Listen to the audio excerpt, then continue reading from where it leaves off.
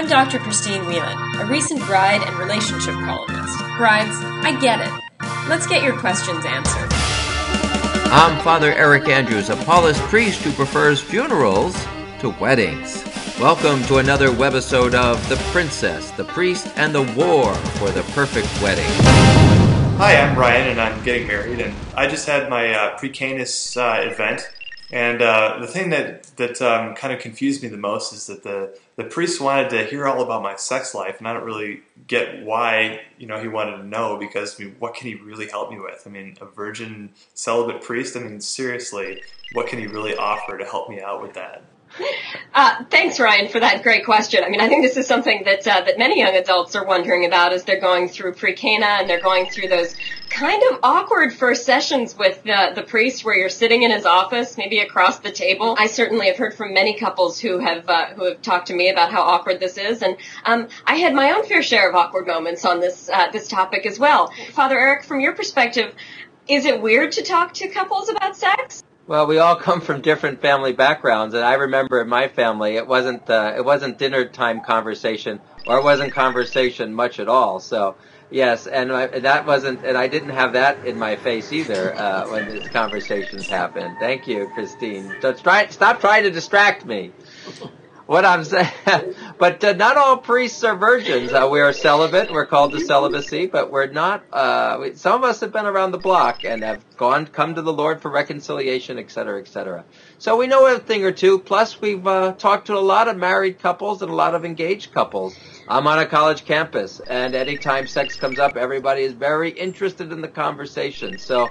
We're not green behind the ears or whatever the phrase is. I'm not sure we want metaphors here. No. Okay, so you're saying that you, even though you're a celibate priest, you know a little bit about this. Okay, that's fine, but it's still kind of awkward, right? This is an awkward conversation to have. My parents handed me a book and said, I don't know, read it. If there are words you can't figure out, good luck. Because they didn't want to have this conversation with me either. And I think that a lot of couples, they don't even want to talk about it with each other. Now, is there another way to facilitate these conversations to make it a little bit less creepy?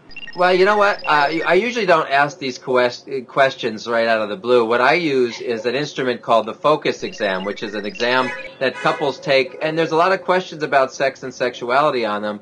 And when I get their responses back on that exam, I'll ask them about this topic of sex and sexuality, and it kind of opens it up in a little less threatening way. But the fact of the matter is I'm there to make sure that the couples are able to talk to each other about all kinds of uncomfortable issues, finances, in-laws, whether this is the proper time to get married, and sex is a very important part of that.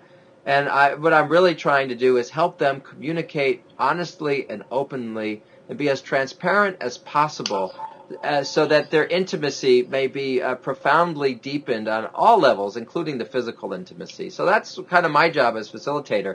So, Father Eric, when you're counseling couples, do you sort of go right for the nitty-gritty, or are you talking more about this communication angle? Well, yeah, I talk about intimacy on all of its various levels. And I said when a relationship's really working, there's spiritual intimacy, there's physical intimacy, there's intellectual intimacy, emotional. And so I really encourage them, because sometimes the sex is real good when they're engaged, even though they shouldn't be having sex, but that's usually not the hard issue. It's about being able to communicate on other things, and no double entendre there. I'm trying. So I just encourage them to be able to speak freely about and be totally transparent with each other on all issues. I know it's uncomfortable to talk about sex, and every time it comes up, and so that's why the beauty of pre-Cana is that there are other married couples involved in the process that couples can talk to about what their experience is. And I think peer-to-peer, that becomes a very important component of any pre-Cana program. Okay, but the basic question is, as a celibate priest, how can you really be advising about something that you don't know about or that you're not doing?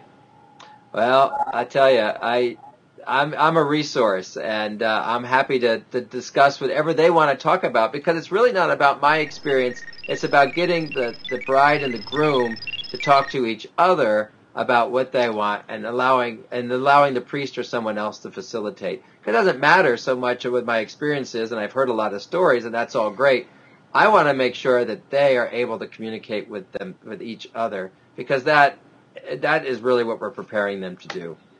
All right, so this is great advice. So Ryan, I know it's going to be a little uncomfortable to have these conversations with the priest. Think of it maybe not as having a conversation with the priest about it, but about having a conversation with your fiancée and about really communicating with her, and getting over the embarrassment of talking about sex, because this is going to be a conversation that you're going to have over many years to come. So Yeah. Good luck and best wishes, and I hope you guys have a marriage full of great sex. Amen.